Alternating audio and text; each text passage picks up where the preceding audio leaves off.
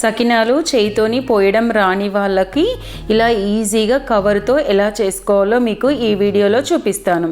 ఇప్పుడు దీని తయారు విధానం చూద్దాము. ముందుగా దొడ్డు బియ్యం కానీ సన్న బియ్యం కానీ మీ దగ్గర ఏవి అవైలబుల్గా ఉంటే అవి మంచిగా వాష్ చేసుకొని 1 కిలో తీసుకోవాలి. ఇలా ఒక 12 గంటల పాటు నానబెట్టుకోవాలి మంచిగా వాష్ చేసుకొని. ఇలా 12 గంటల తర్వాత ఒక స్ట్రెయినర్ తీసుకొని వాటర్ అంతా సపరేట్ చేసుకోవాలి. ఇప్పుడు ఇలా కొంచెం ఆరిన తర్వాత మిక్సీ జార్లోకి వేసేసుకొని ఇది ఎంత వీలైతే అంత మెత్తగా మిక్సీ పట్టుకోవాలి. ఇలా మిక్సీ పట్టేసుకున్న తర్వాత ఒక జల్లెట్లో వేసుకొని ఇది మొత్తం జల్లించుకోవాలి. ఇలా జల్లించుకున్న తర్వాత మిగతాది మిగులుతుంది కదా, ఇది కూడా మళ్ళీ మిక్సీ జార్లోకి వేసేసుకొని మళ్ళీ మెత్తగా మిక్సీ పట్టుకోవాలి. ఇప్పుడు చూడండి, ఇలా మెత్తగా మిక్సీ అయిన తరువాత దీంట్లోకి టేస్ట్కు సరిపడా ఉప్పు వేసుకోవాలి. నేను ఇక్కడ 1 కిలోకి 1 టేబుల్ స్పూన్ ఉప్పు వేస్తున్నాను. 3 టేబుల్ స్పూన్ నువ్వులు, 1 టేబుల్ స్పూన్ ఓమ వేసుకొని ఇది మొత్తం మంచిగా కలిసే విధంగా మిక్స్ చేస్తున్నాను. ఇందులోకి కొంచెం కొంచెం వాటర్ వేసుకుంటూ ఇలా మిక్స్ చేసుకోవాలి.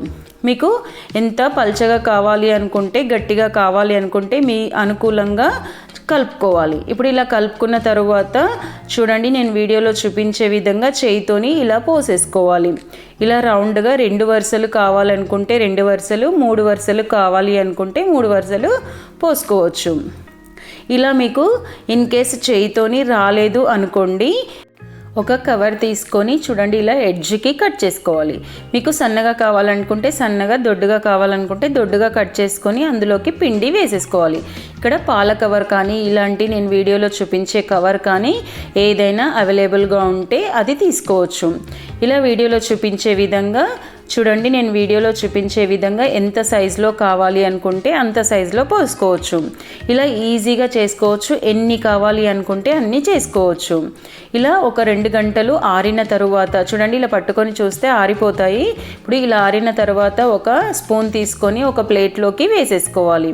అన్నీ ఇలా ప్లేట్లోకి వేసేసుకున్న తరువాత మీకు ఎన్ని కావాలి అనుకుంటే అన్నీ తీసుకొని పెట్టుకున్న తర్వాత స్టవ్ మీద ఆయిల్ పెట్టేసుకొని వేడి ఆయిల్లోకి వేసేసుకోవాలి. మీడియం టు హై ఫ్లేమ్లో అడ్జస్ట్ చేసుకుంటూ ఇవి మంచిగా క్రిస్పీగా వచ్చే వరకు ఫ్రై చేసుకోవాలి.